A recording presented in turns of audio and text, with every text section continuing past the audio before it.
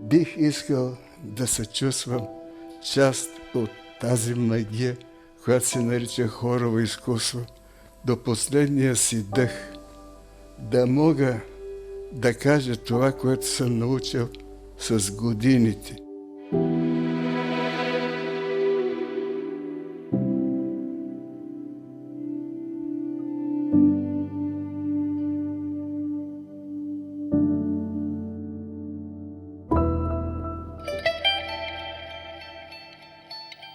Създаден само преди 2 години, камерният хор при Висшия музикално-педагогически институт в Пловдив за краткото време на своето съществуване е концертирал многократно из цялата страна. А наградата през 1976 година от Международния радиоконкурс в Лондон "Нека пеят народите" говори вече за международен престиж на хора. От тук насетне Крикор се втурна в целия свят и оглави авангарда на българското хорово изкуство. Когато слизахме от сцената, не ни пускаха. Много песни имаше, които се бесираха, а да бяха много трудни песни.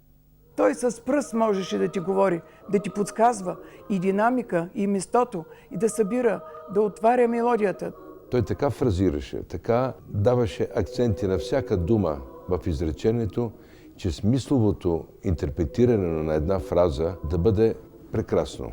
Много от неговите ученици и до днес са в света. Те носеха също неговото знание за определен стил. Нивото, което той създаде в Пловдив и в България, днес е на практика недостижимо. Той ни дава заряд. Не спирайте, каквито и да са условията, не спирайте. Той не ползваше облаги и не се ласкаеше от награди. Преди години, когато някой ме е питал за фамилията и винаги следващия въпрос е бил Крикор Четинян, какъв ви се пада. И по този начин малко по малко съм оценявал, че нося фамилията на една забележителна, популярна личност. Крикор Четинян е роден в Пловдив на 22 юни 1943 година. Родителите му, Хазарос и Гадар, са арменци, намерили подслон в България след арменския геноцид. 1970 година Четинян завършва с отличие Българската държавна консерватория в София, специалност дирижиране, в класа на професор Георги Робев. От студентските си години съм бил винаги търсач на интересното, на новото, и то не за друго, а за да можем да бъдем в крак с това, което е хубаво по света. Йоли, свири неговата мелодическа линия. Тим, танта. Само неговия глас свири. Така, това е ехото от сватбения марш. Там, ям, папи, там, ти, като една разпаднала се мелодия. Но долу в оркестъра е тя. Бях студент първи за втори курс, когато се чува в Българската държавна консерватория, че се организира група за един камерен ансамбъл, който ще гостува на младежкия фестивал в Байройт.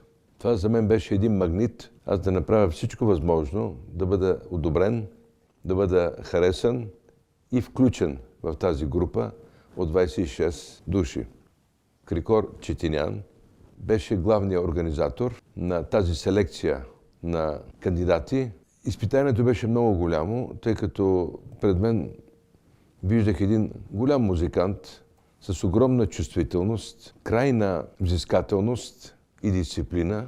Никога няма да забравя неговата работа като интерпретатор, не само като диригент, като един човек, който от то направеше за мен, режисьора, бъдещия режисьор, представление. Благодарение на този камерен ансамбъл на маестро Крикор Четинян, аз се влюбих в Рихард Вагнер, в неговата естетика на правене на опера.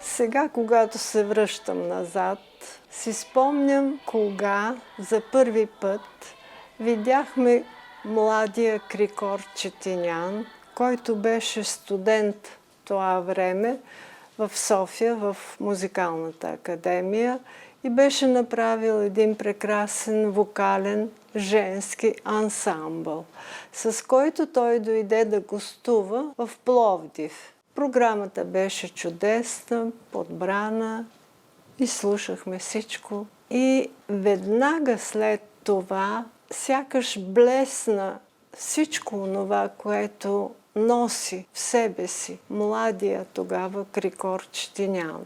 Помислих си, че колко ще е хубаво той да дойде в Пловдив.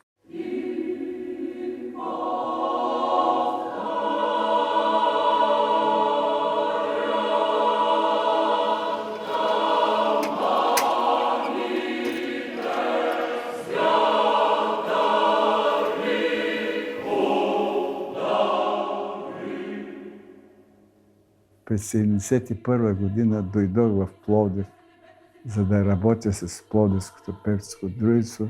Това е най-старото хорово сдружение в България.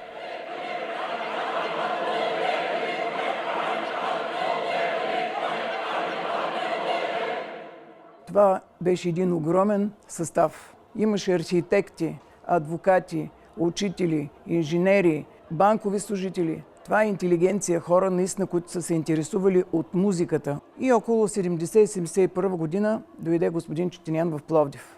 Млад, напорист, енергичен, амбициозен, търсещ и изява, и работа, и красота.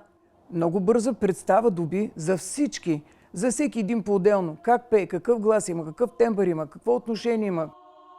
През 1973 година предстоеше на Пловдивското певческо дружество да гостува в София за концерт, защото до този момент такъв не беше изнесен.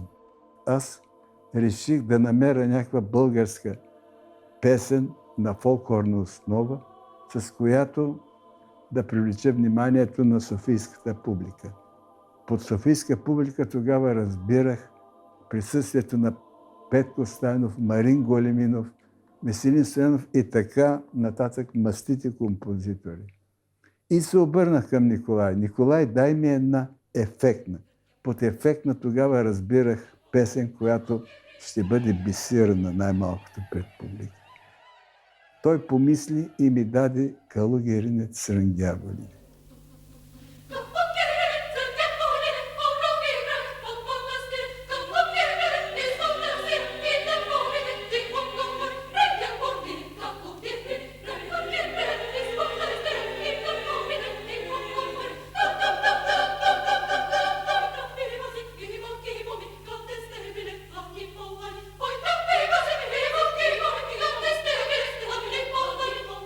Изпяхме София Калугерине.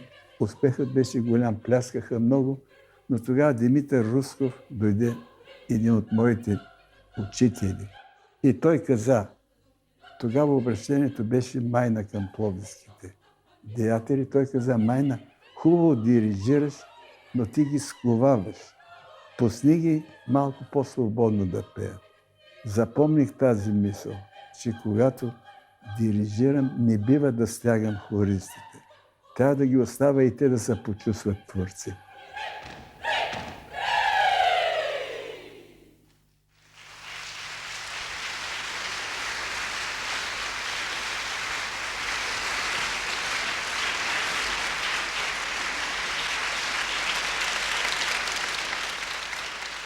Забележително е участието на хора в международния хоров конкурс Ланголен в Англия, където печели златни и бронзови медали през 1974 и 1981 година.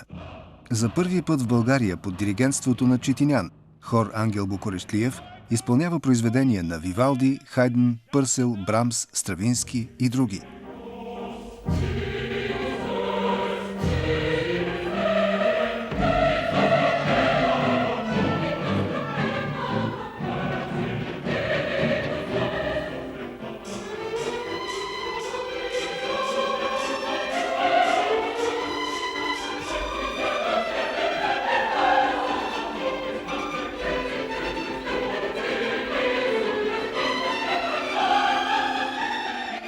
Едно огромно постижение за Пловдив и за цяла България, с гордост мога да кажа, певческо дружество Ангел Букуришлиев хор с двама колоси, симфоничния оркестър Пловдив с Добрин Петков и певческо дружество Ангел Букуришлиев с Крикор Четинян направиха Жана Дарк, която никой в България никога не се е посмелил да се допре.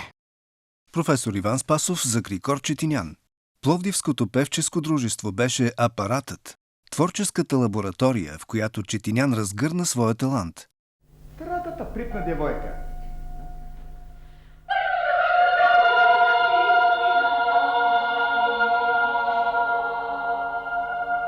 Тихата динамика да няма свиване на дикцията. Да?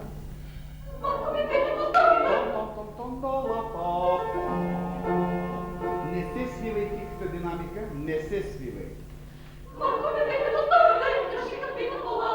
Търсещият му дух скоро го насочи към един експеримент, който в кратко време се оказа така плодотворен – създаване на женски камерен хор към Висшия музикален педагогически институт Пловдив. Защо експеримент? Защото хористките се сменят всеки 3-4 години. Току-що навлезли в тънкостите на изпълнителското изкуство и вече трябва да отидат и да поемат по трудния път на учители по музика. Изисква се огромна воля, вяра в делото и преданост към изкуството, за да намериш морални сили в себе си и всеки 3-4 години да започваш отново. Четинян доказа, че има такива сили. Радио Кьон. Запис на Пловдивско певческо дружество. Това е когато се връщахме от Гориция с камерния хор, с всички купи, които сме вземали като награда. Да бъдеш хорист в камерния състав, студентския в академията, беше престиж. Не можеш всеки да бъде. Всяка една от нас беше минала под няколко прослушвания, докато бъде избрана. В института ни викаха четинянките. Бяхме с привилегии. Но когато влезеш в този състав, ти знаеше, празно няма. Почваш целият репертуар, каквото е натрупано, да учиш, плюс новите песни. Но затова имаше много голяма заслуга Александра Торманова, хормайсторката, която работеше с тях неуморно. Пели сме и на френски, и на немски, и на английски. В Касел на концерта публиката стана на крака. А не бяхме много очудени. Първоначално почнаха да тропат с крака. И ние мислиме, какво става? Не ни харесаха. А това било техен жест.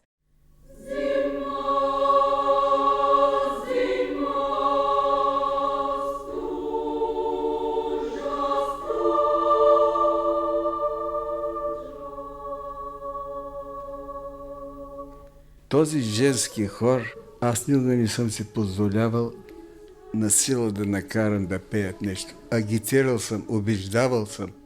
И освен това, като преподавател, много пъти съм ги заплащал, че няма да им дам подпис, че ще получат наказание, но честна дума, може да се провери, никога не съм постъпвал. Винаги съм бил толерантен край на кащата, млади хора да постигнат своето.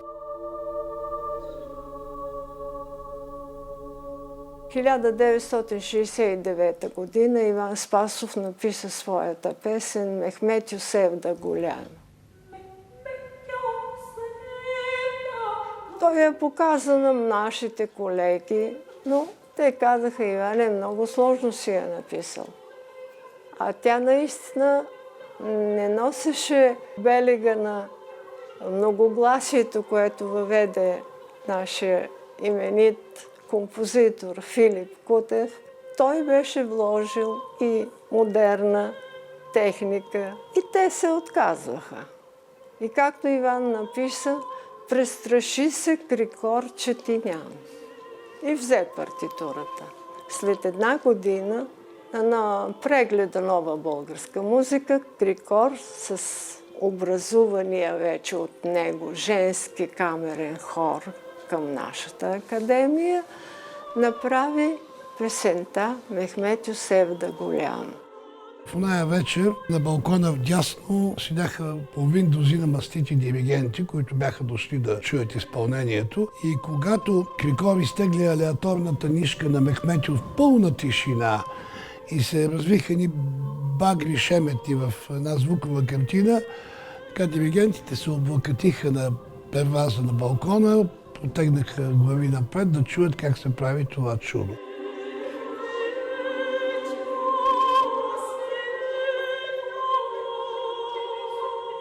Сякаш Крикор Четинян направи корона на тази песен, защото от тогава до днес тя не е слезла от концертните сцени. Запис от Мехметю е предоставен на BBC Лондон и завоюва първо място в международния конкурс "Нека пеят народите". Няколко години по-късно хорът на маестро Четинян печели отново първата награда на този конкурс. Нека е честита първата награда на хора от Пловдив, нека му пожелаем нови успехи и нови отличия.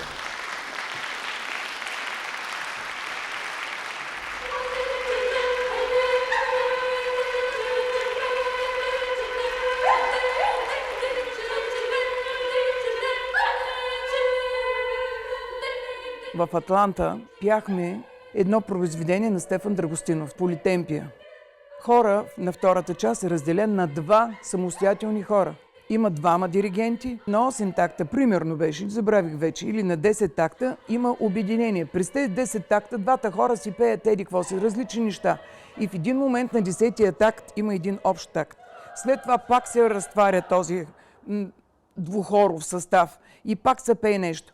И като излезохме вънка и хората седат на коридора и така иска да напипнат. Това може ли човек да го изпълни и да го придаде това настроение на публиката и те да усетят това, което ние сме чувствали? Много силни моменти съм имала. 1978 година спечелих първа награда на конкурса Гаудеамос в Холандия с кантатната Политемпия 1, което се реализира с 3 диригенти с една апаратура фотополиметроном, която създаде в ония времена пловдивския, държа да подчертая, пловдивският композитор Илия Кожухаров. 3 хорови групи пеят в 3 различни темпа, това е така наречената Политемпия. Когато спечелих конкурса, Крикор видя кантатата и каза: "Стефко, много те моля, напиши едно такова произведение, но да бъде с 2 диригенти." Седнах, написах Политемпи 3. То беше създадено за хоровия конкурс в Дебрецен в Унгария и с огромни овации бе присъдена на неговия хор първа награда.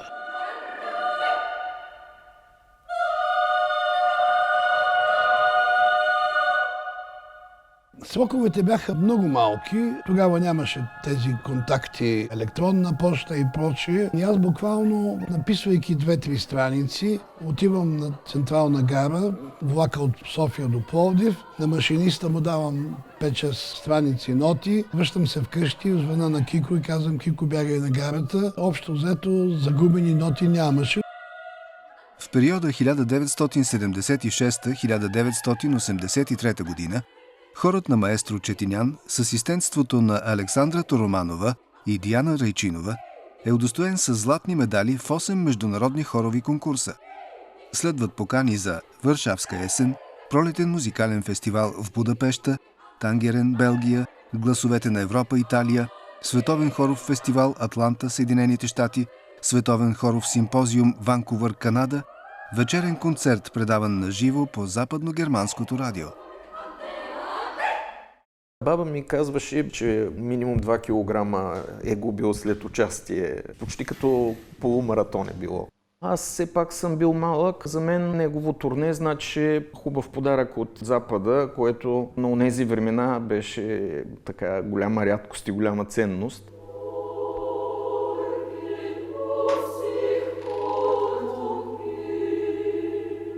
Ние се срещахме често, няколко пъти седмично, живеехме в съседни жилища и винаги ми е било интересно с него. Беше изключително енциклопедична личност. За музика не сме си говорили, но сме си говорили за всички аспекти от живота. Пред мен не е споделял никога за оставане в чужбина, но е споделял това, че възприема Пловдив като дом и желае да живее в Пловдив. В определени периоди дори преподаваше едновременно и в Софийската държавна консерватория и Пловдивската сега академия. Имаше много предложения за прехвърляне изцяло в София, но всичко е отказвал винаги. Музикалната академия беше мое любимо място и работно място в продължение на 35 години. Аз смятам, че традицията е едно обогатено настояще и бъдеще. Без традиция не е възможно да се прави ново изкуство. Не знам дали съм прав, но аз поделям това кредо.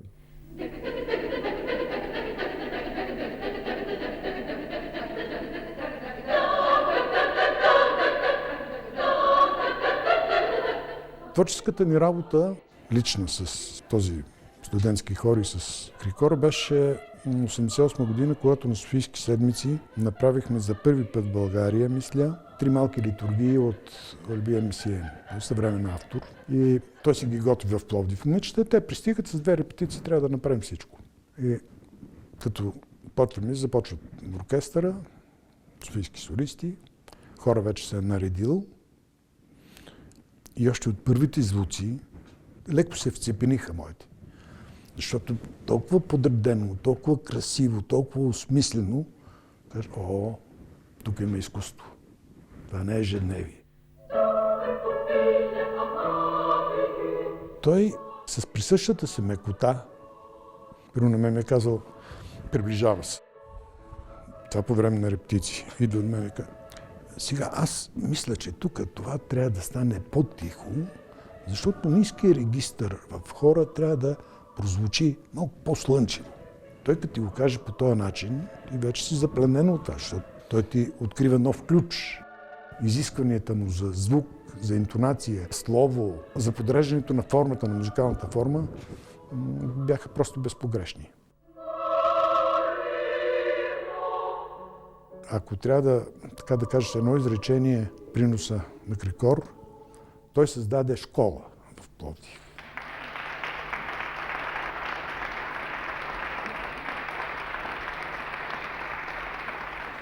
Значи, колеги, правите много добро крешендо, а диминуендото е почти субито. Трябва да се направи бавно диминуендо на моментите, където са изписани. Това е на страница 6.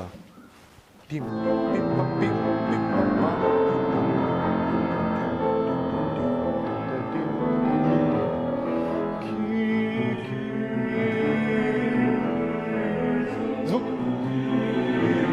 Назад. Вие. Пей сега, пей.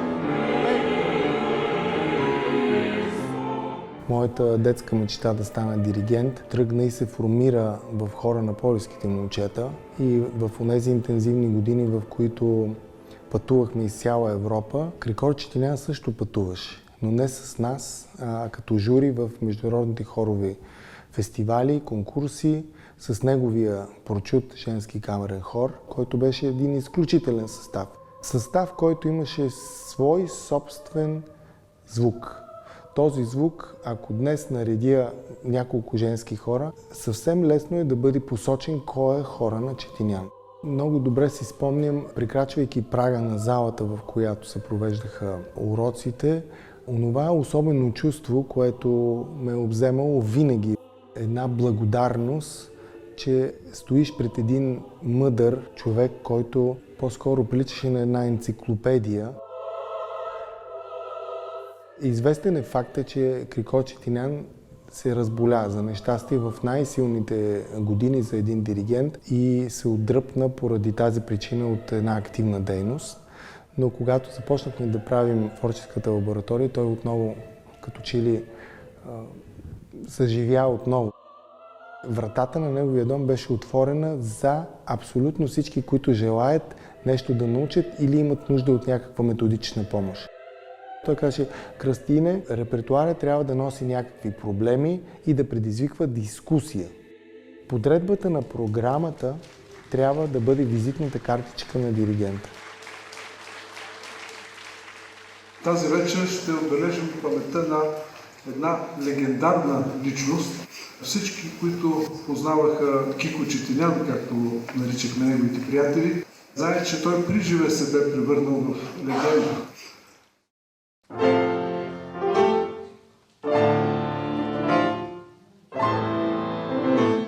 Още първият допир с произведението беше много важен за него. Да ти кажа историята, стила, композитора. Записваш си, осминки тук пулсират, четвъртинки пулсират.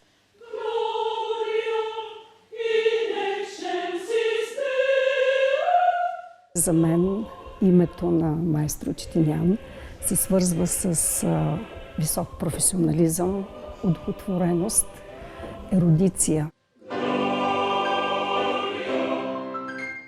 Това, което излъчваше, тая топлина, тая енергия, тая светлина, той ни понасяше, той ни заразяваше с тази си енергия и отдаденост на музиката и това ни предаде.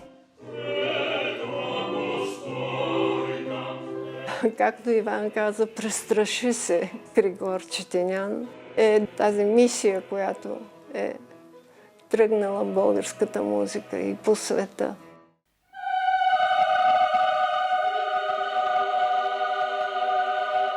Беше едно представление да наблюдавам една личност, един характер, който създава музикален театър. Ние от такива срещи, от такива хора се зареждаме.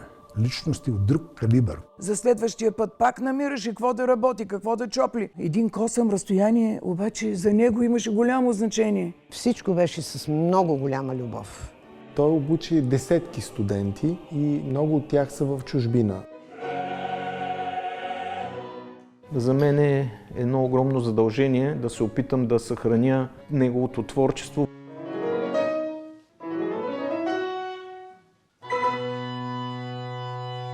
За сетен път се видяхме с Крикор Четинян на 31 декември, така в навечерието на новата 2018 година в дома му. Болестта беше сковала ръката му, но не беше оковала духът му. Споделих с Кико няколко мои песни. След тях особено му допадна една песен «Свети Петър». Крикор каза, прекрасна песен, един ден ще изпълня и да знаеш, после ще я дирижирам там горе. Дали го е предчувствал, не знам, но на 28 януари Кико отлетя нагоре и ангелският Божи хор се здоби с един знаменит диригент. Всички сме от този сорт хора. С музика е трудно да се живее, особено пък да се прихранваш. Но синя музика нула вита е казал някога някой философ. Ето това е, което мога да кажа. Това е всичко.